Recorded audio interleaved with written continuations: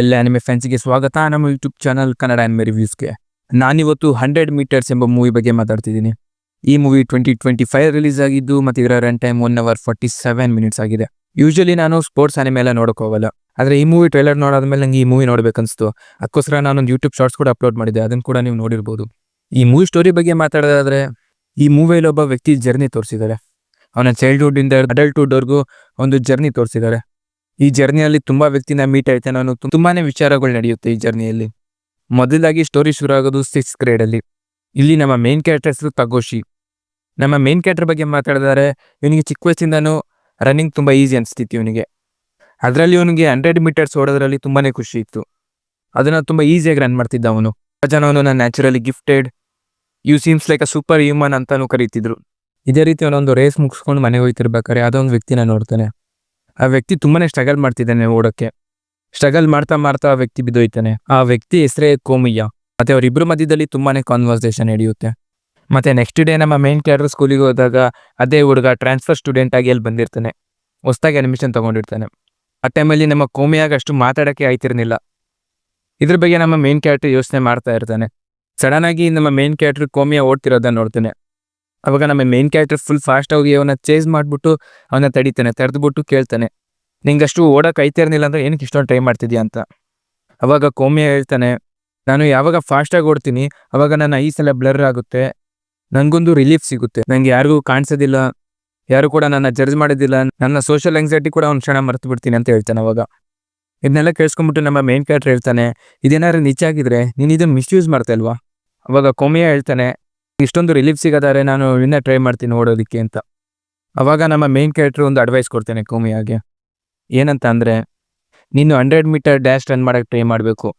ಯಾಕಂದರೆ ನಾನು 100 ಮೀಟರ್ಸ್ ಓಡಿದಾಗ ನನ್ನ ಮೈಂಡಿಗೆ ತುಂಬಾ ರಿಲೀಫ್ ಆಗುತ್ತೆ. ನಾನು ಅಂತ ಡಿಫ್ರೆಂಟ್ ವರ್ಷನ್ಗೆ ಹೋಗ್ಬಿಡ್ತೀನಿ. ನಾನು ನನ್ನ ಲಿಮಿಟ್ಸ್ನ ಪುಷ್ ಮಾಡೋಕ್ಕೆ ಟ್ರೈ ಮಾಡ್ತೀನಿ. ಇದು ನಿನಗೂ ಕೂಡ ವರ್ಕ್ ಆಗ್ಬೋದು. ಇದನ್ನು ಕೇಳ್ಬಿಟ್ಟು ನಮ್ಮ ಕೋಮಿಯಾಗೆ ತುಂಬ ಇನ್ಸ್ಪೈರ್ ಆಯ್ತಾನೆ. ಅವ್ನು ಕೂಡ 100 ಮೀಟರ್ಸ್ ಡ್ಯಾಶ್ ರನ್ ಮಾಡೋಕ್ಕೆ ಟ್ರೈ ಮಾಡ್ತಾನೆ. ನೆಕ್ಸ್ಟ್ ಡೇ ಇಂದ ನಮ್ಮ ಮೇನ್ ಕ್ಯಾರೆಕ್ಟರ್ ಅವನ್ನ ಟ್ರೈನ್ ಮಾಡ್ತಾನೆ. ಮೇನ್ ಕ್ಯಾರೆಕ್ಟರ್ ಹೇಳ್ತಾ ಇರ್ತಾನೆ, ಒಂದು ದಿವಸ ಬ್ರೇಕ್ ತಗೋ ಹಂಗೆ ಹಿಂಗೆ ಅಂತ. ಆದರೂ ಕೋಮಿಯಾ ಒಂದು ದಿವಸನೂ ಬ್ರೇಕ್ ತಗೊಳ್ಳಿದ್ರೆ ಡೈಲಿ ಪ್ರಾಕ್ಟೀಸ್ ಮಾಡ್ತಾನೆ. ಮತ್ತೆ ಒಂದು ರೇಸ್ ಕೂಡ ಗೆಲ್ತಾನೆ. ಇಲ್ಲಿ ನಮ್ಮ ಮೇನ್ ಕ್ಯಾರೆಕ್ಟರ್ ನ್ಯಾಚುರಲಿ ಗಿಫ್ಟೆಡ್ ಆಗಿರೋದ್ರಿಂದ ಅವನು ಈಸಿಯಾಗಿ ಎಲ್ಲ ರೇಸು ಗೆಲ್ತಾ ಇರ್ತಾನೆ. ಹಾಗಾಗಿ ಒಂದು ದಿವಸ ಒಂದು ಇನ್ಸಿಡೆಂಟ್ ನಡೆಯುತ್ತೆ. ಅಲ್ಲಿ ಇನ್ನೊಬ್ಬ ವ್ಯಕ್ತಿನ ಮೀಟ್ ಆಯ್ತಾನೆ. ಅವನು ಇವನಕ್ಕಿಂತ ಒಂದು 3-4 ವರ್ಷ ದೊಡ್ಡವನು ಇರ್ಬೋದು. ಅವನ ಜೊತೆ ಒಂದು ರೇಸ್ ಆಗುತ್ತೆ. ಅದರಿಂದ ಅವನಿಗೆ ತುಂಬಾ ಇನ್ಸ್ಪೈರ್ ಆಗುತ್ತೆ. ಒಂಥರ ಡಿಫ್ರೆಂಟ್ ವರ್ಷನ್. ಈಗ ಅವನು ಟ್ರೈ ಮಾಡ್ತಿದ್ದಾನೆ ಅವನ ಲಿಮಿಟ್ಸ್ನ ಪುಷ್ ಮಾಡೋಕ್ಕೆ. ಮತ್ತೆ ಒಂದು ದಿವಸ ಮೇನ್ ಕ್ಯಾರೆಕ್ಟರ್ ಮತ್ತು ಕೋಮಿಯಾ ಇಬ್ಬರು ಒಂದು 100 ಮೀಟರ್ ರೇಸ್ ಮಾಡ್ತಾರೆ. ಆ ರೇಸಲ್ಲಿ ನಮ್ಮ ಕೋಮಿಯೋ ಗೆಲ್ತಾನೆ. ಮತ್ತೆ ಗುಡ್ ಬೈ ಅಂತ ಹೇಳ್ತಾನೆ. ಮತ್ತು ನಮ್ಮ ಮೇನ್ ಕ್ಯಾರೆಕ್ಟರ್ ಸಿ ಯುನ್ ಸ್ಕೂಲ್ ಅಂತ ಹೇಳ್ತಾನೆ. ಆದರೆ ನೆಕ್ಸ್ಟ್ ಡೇ ಕೋಮಿಯೋ ಬರೋದೇ ಇಲ್ಲ ಸ್ಕೂಲಿಗೆ. ಟೀಚರ್ ಹೇಳ್ತಾರೆ ಮತ್ತೆ ಅವನು ಟ್ರಾನ್ಸ್ಫರ್ ಆಗಿದ್ದಾನೆ ಅವನ ಪೇರೆಂಟ್ಸ್ ರೀಸನಿಂದ. ಈ ಇನ್ಸಿಡೆಂಟ್ ಆದಮೇಲೆ ನಮ್ಮ ಮೇನ್ ಕ್ಯಾರೆಕ್ಟರ್ ಬೆಳಿತಾನೆ, ತುಂಬಾ ರೇಸ್ ಗೆಲ್ತಾ ಇರ್ತಾನೆ. ಆದರೆ ಒಂದು ದಿವಸ ಒಂದು ಇನ್ಸಿಡೆಂಟ್ ಆಗುತ್ತೆ, ಅವನು ರೇಸಿಂಗ್ ಎಲ್ಲ ಬಿಟ್ಟಿರ್ತಾನೆ. ಹಾಗೆ ಮತ್ತೆ ತುಂಬ ಇನ್ಸಿಡೆಂಟ್ ಆಗುತ್ತೆ. ಅವ್ನು ದೊಡ್ಡವನಾಯ್ತಾನೆ. ಫುಲ್ ಜರ್ನಿನ ತೋರಿಸಿದ್ದಾರೆ. ಅವನು ಒಬ್ಬ ವ್ಯಕ್ತಿ ಯಾವಾಗಲೂ ಗೆಲ್ತಾ ಇರ್ಬೇಕಾದ್ರೆ ಅವ್ನು ಸಡನ್ ಆಗಿ ಸೋತಾಗ ಏನಾಗ್ಬೋದು. ಮೂವಿಲಿ ಒಂದು ಸೀನಲ್ಲಿ ನಮ್ಮ ಮೇನ್ ಕ್ಯಾರೆಕ್ಟರ್ ಹೇಳ್ತಾನೆ, ನಾವು ರೇಸ್ ಗೆಲ್ಲೋದಕ್ಕಿಂತ ನಮ್ಮ ಡಿಫೀಟ್ನ ಒಪ್ಕೋಬೇಕು. ನಾವು ಸೋತಾಗ ಯಾವ ಥರ ಒಪ್ಕೊಬೇಕು ಡಿಫೀಟ್ನ, ಮತ್ತು ಯಾವ ಥರ ಓವರ್ಕಮ್ ಮಾಡಬೇಕು, ಅದನ್ನೆಲ್ಲ ಸ್ಟಾರ್ಟಿಂಗಿಂದನೇ ಕಲಿಬೇಕು. ಅದಿದೆಲ್ಲ ತುಂಬಾ ಹೇಳ್ತಾನೆ. ಆ ಸೀನ್ ಮೂವಿಯಲ್ಲಿದೆ, ನೀವು ನೋಡ್ಬೋದು. ಮತ್ತು ಹೈಸ್ಕೂಲಲ್ಲಿ ಇಬ್ಬರು ಮೀಟ್ ಆಯ್ತಾರೆ. ಆದರೆ ಈ ಸಲ ಬೇರೆ ಬೇರೆ ಹೈಸ್ಕೂಲಲ್ಲಿ ಇರ್ತಾರೆ. ಇಬ್ಬರು ಒಂದು ರೇಸ್ ಕಾಂಪಿಟೇಷನಿಗೆ ಬಂದಿರ್ತಾರೆ, 100 ಮೀಟರ್ ಡ್ಯಾಶ್. ಆ ಸೀನಲ್ಲಿ ತುಂಬ ಮಳೆ ಬರ್ತಾ ಇರುತ್ತೆ. ಈ ರೇಸಲ್ಲಿ ಯಾರು ಗೆಲ್ತಾರೆ ಅನ್ನೋದನ್ನ ನೀವು ಆ್ಯನಿಮೇಲ್ ನೋಡಬೇಕು. ಮೂವಿ ಆ್ಯನಿಮೇಷನ್ ಬಗ್ಗೆ ಮಾತಾಡಿದ್ರೆ, ಇಲ್ಲಿ ಒಂದೊಂಥರ ಡಿಫ್ರೆಂಟ್ ಆ್ಯನಿಮೇಷನ್ ಸ್ಟೈಲ್ ಯೂಸ್ ಮಾಡಿದ್ದಾರೆ. ಒಂದೊಂದ್ಸಲಿ ತುಂಬಾ ಅಯ್ಯೋ ಹೋಗುತ್ತೆ, ಒಂದೊಂದ್ಸಲಿ ನಾರ್ಮಲ್ ಅನ್ಸ್ಬೋದು ನಿಮಗೆ. ಆದರೆ ಓವರಾಲ್ ಆ್ಯನಿಮೇಷನ್ ಬಗ್ಗೆ ಮಾತಾಡಿದ್ರೆ ಓವರಾಲ್ ಆ್ಯನಿಮೇಷನ್ ತುಂಬಾ ಚೆನ್ನಾಗಿದೆ, ನೀವು ನೋಡ್ಬೋದು ಇದನ್ನು. ಮತ್ತು ಈ ಮೂವಿಯ ಕ್ಯಾರೆಕ್ಟರ್ ಬಗ್ಗೆ ಮಾತಾಡೋದಾದರೆ, ನಿಮ್ಗೊಂದು ಇದೊಂದು ನಾರ್ಮಲ್ ಸ್ಪೋರ್ಟ್ಸ್ ಆ್ಯನಿಮೆ ಅನ್ಸ್ಬೋದು. ಒಂದು ರೇಸ್ ನಡೆಯುತ್ತೆ, ಯಾರೋ ಗೆಲ್ತಾರೆ ಯಾರೋ ಸೋಲ್ತಾರೆ.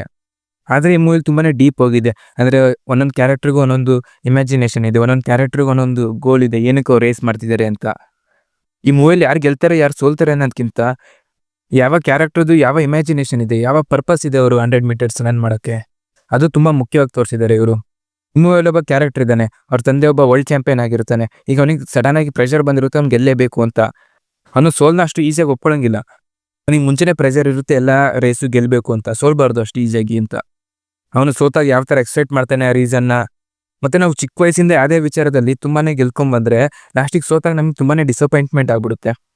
ಆ ಡಿಸಪಾಯಿಂಟ್ಮೆಂಟ್ನ ಯಾವ ರೀತಿ ಫೇಸ್ ಮಾಡಬೇಕು ಚಿಕ್ಕ ವಯಸ್ಸಲ್ಲೇ, ಅದನ್ನೆಲ್ಲ ತುಂಬಾ ಚೆನ್ನಾಗಿ ತೋರಿಸಿದ್ದಾರೆ ಈ ಮೂವಿಯಲ್ಲಿ. ಈ ಮೂವಿಯಲ್ಲಿ ತುಂಬಾ ಕ್ಯಾರೆಕ್ಟರ್ಸ್ ಇದ್ದಾರೆ, ಮತ್ತು ತುಂಬಾ ಕ್ಯಾರೆಕ್ಟರ್ಗೆ ಒಂದೊಂದು ಡಿಫ್ರೆಂಟ್ ಎಕ್ಸ್ಪ್ಲನೇಷನ್ ಇದೆ ಏನಕ್ಕೆ ಅವ್ರು ರೇಸ್ ಮಾಡ್ತಿದ್ದಾರೆ ಅಂತ. ಈ ನಮ್ಮ ಕೋಮಿಯೋ ತುಂಬಾ ಒಂದು ಹೈ ಲೆವೆಲ್ ರೇಸರ್ ಆಗಿರ್ತಾನೆ, ಅವನು ಎಲ್ಲ ರೆಕಾರ್ಡ್ ಕೂಡ ಬ್ರೇಕ್ ಮಾಡ್ತಾ ಇರ್ತಾನೆ. ಅವನಿಗೆ ತನ್ನ ಸೋಷಿಯಲ್ ಆನ್ಸೈಟಿ ಹೋಗ್ಬೇಕು, ಅದಕ್ಕೆ ಅವನು ರೆಕಾರ್ಡ್ನ ಬ್ರೇಕ್ ಮಾಡಬೇಕು, ಒಂಥರ ಡಿಫ್ರೆಂಟ್ ಪರ್ಸೆಪ್ಷನ್ಗೆ ಹೋಗಿರ್ತಾನೆ ಅವನು. ಆದರೆ ಸಡನ್ ಆಗಿ ಎಲ್ಲ ರೆಕಾರ್ಡ್ನು ಬ್ರೇಕ್ ಆದಮೇಲೆ ಅವನಿಗೇನು ಗೊತ್ತಾಯ್ತಿಲ್ಲ ಏನು ಮುಂದೆ ಮಾಡಬೇಕು ಅಂತ. ಈ ಸಲ ನಮ್ಮ ಮೇನ್ ಕ್ಯಾರೆಕ್ಟರ್ ಬಗ್ಗೆ ಮಾತಾಡಿದ್ರೆ ಅವನು ಒಂಥರ ಅಪ್ ಆ್ಯಂಡ್ ಡೌನ್ ಅನ್ಬೋದು ಅವನ ಲೈಫು. ಅಪ್ ಆ್ಯಂಡ್ ಡೌನಿಂದ ತುಂಬಾ ಕಲ್ತಿದ್ದಾನೆ ಅವನು. ಮತ್ತು ಇಷ್ಟು ದಿವಸ ಅವ್ನಿಗೆ ಕರೆಕ್ಟಾಗಿ ಗೊತ್ತಿರಲಿಲ್ಲ ಏನಕ್ಕೆ ಒಂದು ರೇಸ್ ಮಾಡ್ತಿದ್ದೇನೆ ಅಂತ. ಆದರೆ ಒಂದು ಕ್ಯಾರೆಕ್ಟರ್ ಒಂದು ಅಡ್ವೈಸ್ ಮಾಡ್ತಾನೆ, ಒಂದು ಸ್ವಲ್ಪ ರೇಸ್ ಮಾಡಿದ್ಮೇಲೆ ನೀವು ಏನು ನಿಜವಾಗ್ಲೂ 100 ಮೀಟರ್ ರೇಸ್ದು ಮೀನಿಂಗ್ ಅಂತ ಅವನ ಮೇಲೆ ಗೊತ್ತಾಗುತ್ತೆ. ಇದನ್ನು ಲಾಸ್ಟಿಗೆ ನಮ್ಮ ಮೇನ್ ಕ್ಯಾರೆಕ್ಟರ್ ಕುಮಿಯಾಗೂ ಕೂಡ ಹೇಳ್ತಾನೆ, ಏನು ನಿಜವಾದ ರೇಸ್ ಮೀನಿಂಗ್ ಅಂತ, ಏನು ನಿಜವಾಗ್ಲೂ 100 ಮೀಟರ್ ರೇಸ್ದು ಮೀನಿಂಗ್ ಅಂತ. ಇಮೇಲೆ ಕೈಡೋದು ಕೂಡ ಒಂದು ಒಳ್ಳೆ ರೋಲ್ ಅನ್ಬೋದು. ಯಾವಾಗಲೂ ಸೆಕೆಂಡ್ ಪ್ಲೇಸ್ ಬರ್ತಿದ್ದಾನೆ. ಆದರೆ ಅವನೊಂದು ಅಡ್ವೈಸ್ ಕೊಡ್ತಾನೆ ನಮ್ಮ ಮೇನ್ ಕ್ಯಾರೆಕ್ಟರ್ಗೆ, how to escape from reality ಅಂತ. ಫಸ್ಟು ನಾವು ರಿಯಾಲಿಟಿನ ಎಕ್ಸೆಪ್ಟ್ ಮಾಡಬೇಕು, ಏನು ನಮ್ಮ ರಿಯಾಲಿಟಿ ಅಂತ ನಾವು ಅರ್ಥ ಮಾಡ್ಕೋಬೇಕು ಫಸ್ಟು. ಆಮೇಲೆ ಎಸ್ಕೇಪ್ ಮಾಡೋಕ್ಕೆ ಟ್ರೈ ಮಾಡಬೇಕು. ಎಸ್ಕೇಪ್ ಮಾಡೋಕ್ಕಾಗುತ್ತಾ, ಎಸ್ಕೇಪ್ ಮಾಡ್ತೀವ ಅದು ಸೆಕೆಂಡರಿ. ಫಸ್ಟು ಅರ್ಥ ಮಾಡ್ಕೋಬೇಕು ಏನು ನಮ್ಮ ರಿಯಾಲಿಟಿ ಅಂತ. ಮತ್ತು ಈ ಮೂವಿ ಎಂಡಿಂಗ್ ಬಗ್ಗೆ ಮಾತಾಡಿದ್ರೆ ಒಂದು ಐಪ್ ಮೂಮೆಂಟಿಗೆ ಹೋಗುತ್ತೆ, ಅಲ್ಲೇ ಕ್ಲೋಸ್ ಆಗೋಗುತ್ತೆ. ಎಂಡಿಂಗ್ ಬಗ್ಗೆ ನಾನು ಜಾಸ್ತಿ ಸ್ಪಾಯ್ಲರ್ ಕೊಡೋಕ್ಕಾಗಲ್ಲ, ಇದನ್ನು ನೀವು ಆ್ಯನಿಮಲ್ಲೇ ನೋಡಿ. ಮೂವಿಯ ಪೇಸಿಂಗ್ ಬಗ್ಗೆ ಮಾತಾಡಿದರೆ ತುಂಬ ಈವನ್ ಆಗಿಲ್ಲ, ಒಂಥರ ಒಂದೊಂದು ಮೂಮೆಂಟಲ್ಲಿ ಹೋಗುತ್ತೆ, ಒಂದೊಂದು ಮೂಮೆಂಟಲ್ಲಿ ನಾರ್ಮಲ್ ಆಗಿ ಹೋಗುತ್ತೆ. ಸ್ಟಾರ್ಟಿಂಗ್ ಒಂದು ಫಸ್ಟ್ 15 ಮಿನಿಟ್ಸ್ ಒಂದು ಉಪ್ ಮಾಡ್ಕೊಂಡು ಹೋಗುತ್ತೆ, ಆಮೇಲೆ ಮತ್ತೆ ನಾರ್ಮಲ್ ಪೇಸಿಗೆ ಬರುತ್ತೆ, ಮತ್ತೆ ಒಂದು ಇನ್ಸಿಡೆಂಟ್ ನಡೆಯುತ್ತೆ, ಒಂದು ರೇಸ್ ನಡೆಯುತ್ತೆ, ಅಲ್ಲಿ ತುಂಬಾ ಒಂದು ಅಪ್ ಆ್ಯಂಡ್ ಡೌನ್ ಇದೆ ಈ ಮೂವಿಯಲ್ಲಿ. ಓವರ್ ಆಲ್ ಆಗಿ ಹೇಳ್ಬೇಕಂದ್ರೆ ಒಂದು ಗುಡ್ ಮೂವಿ ಅನ್ಬೋದು. ಯೂಶಲಿ ನಾನು ಸ್ಪೋರ್ಟ್ಸ್ ಮೂವಿ ನೋಡೋಕೆ ಹೋಗೋದಿಲ್ಲ.